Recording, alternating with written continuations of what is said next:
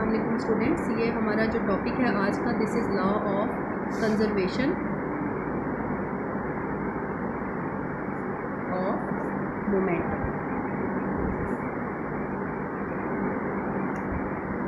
तो सबसे पहले हमने कंसिडर ये करना है कि हमारे पास ना दो बॉल्स हैं। कौन कौन सी हैं भाई? एक बॉल जो है उसका मैस हमारे पास m1 है और सेकंड बॉल का जो मैस है वो हमारे पास क्या है, m2। ठीक है, ये जो फर्स्ट बॉल है ये हमारे पास ना v1 वेलोसिटी के साथ मूव कर रही है और जो सेकंड बॉल है वो हमारे पास v2 वेलोसिटी के साथ मूव कर रही है। समझ आ गई यहाँ तक बात? ठीक है, तो हमने भाई एक इसको हम ये कहेंगे, जैसे हम एक स्टोरी टेलिंग वाले वे में बताते हैं कि सबसे पहले हमारे पास क्या है, टू बॉल्स हैं। आइसोलेटेड सिस्टम कौन सा सिस्टम होता है? ऐसा सिस्टम जिसके ऊपर किसी तो कोई भी एक्सटर्नल फोर्स उसके ऊपर अप्लाई नहीं हो रही। This is called an isolated system. ठीक है, तो consider an isolated system of two smooth hard interacting balls of masses m1 and m2।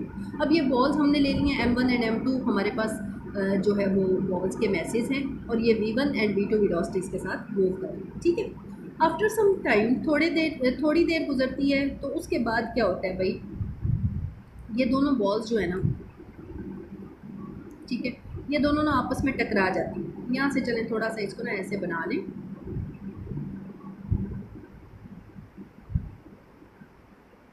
अच्छा जी, दोनों बॉल्स आपस में एक दूसरे के साथ टकराती हैं। अब जब टकराती हैं तो ये जो, यानी कि ये देखें ना, ये बॉल जा रही है, इसके पीछे जा रही है। ठीक है, दोनों सेम वेलोसिटी तो नहीं, मैंने कहा ना डिफरेंट वेलोसिटीज़ के साथ भी तो हो सकती है। अब ये जब बॉल इसके साथ यहाँ पे पहुँची है तो ये दोनों आपस में टकरा गई।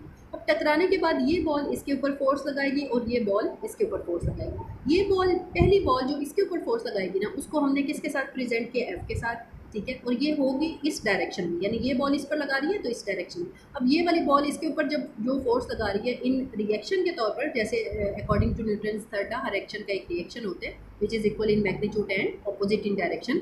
तो ये जो ऑपोजिट इन डायरेक्शन में लगाएगी वो कौन सी होगी, उस फोर्स को हमने किसका नाम दे दिया है, एफ प्राइम का नाम। ठीक है, जब ये दोनों बॉल्स आपस में इंटरेक्ट होती हैं, आपस में इनकी कोलिजन होती है, तो कोलिजन के बाद जो है ना, फिर दोबारा से ये नहीं है कि ये इतनी ज़ोर की धक्का लगता है कि ये इधर को और ये इधर को, ऐसा नहीं है, बल्कि वो दोनों सेम ही डायरेक्शन में आगे टकराव होता है, लेकिन सेम डायरेक्शन में आगे की तरफ मूव करना शुरू करते हैं।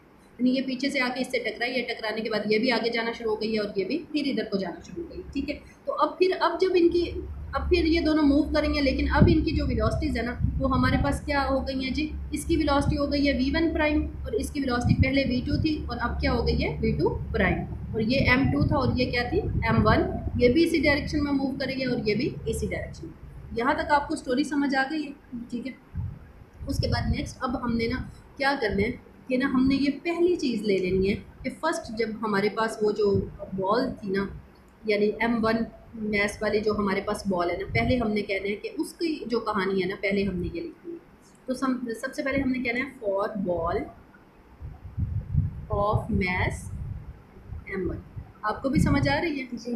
ठीक है, for ball of mass m1 वाली बॉल के लिए हमने सारे, यानी कि हमने यहाँ पे डेरिवेशन करनी है। ठीक है, तो सबसे पहले हमने लिखना है कि उसका इनिशियल मोमेंटम जो था ना, इनिशियल मोमेंटम वो कितना था जब वो जा रही थी, तो उस वक्त उसका इनिशियल मोमेंटम कितना था। मैस उसका था m1 और वेलोसिटी उसकी क्या थी, v1। ठीक है, आफ्टर टकराओ, आफ्टर कोलिजन, जो उसका फाइनल मोमेंटम हुआ ना, वो हमारे पास किसके बराबर था जी, वो हमने देख लेना है। वो हमारे पास था m1 बॉल की बात हो रही है ना अभी, तो m1 और साथ में हमने इसको क्या लिख दिया, v1 प्राइम। ठीक हो गया। अब आपने क्या करना है जी, आपने ना इसका आपने इम्पल्स बतानी है, इम्पल्स। या चले इम्पल्स को आप छोड़े, आप ये कहें कि जो हमारे पास सिंपल इसमें हमारे पास लग रही है ना, वो फोर्स कौन सी होगी जी, वो सिंपल फोर्स F होगी। यानी कि आप ये देखें, यहाँ हमने देखा, यहाँ पे हमने पढ़ा था कि जो m2 के ऊपर फोर्स लग रही है वो कौन सी है, सिंपल F।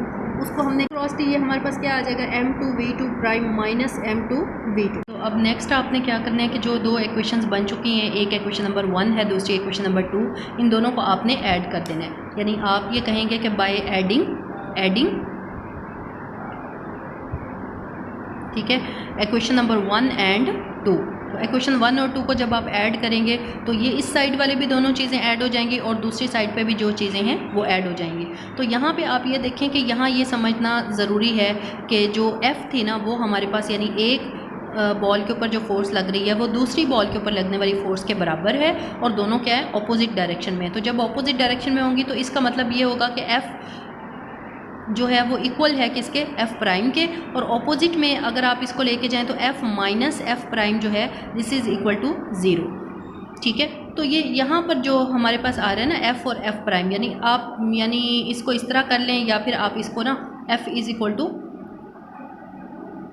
F जो है ना that is equal in magnitude to F prime and opposite in direction. यहाँ पे हमारे पास माइनस आ गया और उसके बाद जब ये दूसरी साइड पे जाएगी तो F प्लस F प्राइम हमारे पास किसके बराबर हो जाएगा, 0 के। तो अब आपने क्या करना है कि इस F प्लस F प्राइम की जगह पर आपने 0 पुट कर देना है, जिससे ये जो इक्वेशन की साइड है ये 0 हो जाएगी। बाकी दूसरी साइड रह जाएगी, उसमें से आपने जो नेगेटिव वाली चीज़ें हैं, नेगेटिव जिनके साथ साइन लगा हुआ है वो आपने दूसरी साइड पर ले जानी है। तो ये आपके पास M1V1 और प्लस M2V2 ऑब्टेन हो जाएगा एक साइड पर, दूसरी साइड पर M1V1 prime plus M2V2 prime. तो M1V1 प्लस M2V2 यानी कि ये आ रहा है बिफोर कोलिजन जो उनका मोमेंटम था, किसका, बॉल नंबर 1 का एंड बॉल नंबर 2 का। यानी कि बिफोर कोलिजन जो सिस्टम का मोमेंटम बन रहा था ओवरऑल वो that is equal to after collision system के मोमेंटम के। ये देखें कोलिजन के बाद उनकी वेलोसिटी चेंज हो गई थी, ये फर्स्ट बॉल की वेलोसिटी चेंज हो गई, ये सेकेंड बॉल की वेलोसिटी चेंज हो गई। तो हम ये कहेंगे कि जो सिस्टम का जो कोलिजन से पहले उसका मोमेंटम था, यानी कि the momentum of the system before collision is equal to the momentum of the system after collision and this is called the law of conservation of momentum. तो ये लॉ ऑफ कंजर्वेशन हमें क्या बताता है कि the overall system of the momentum of the system remains conserved और remains constant.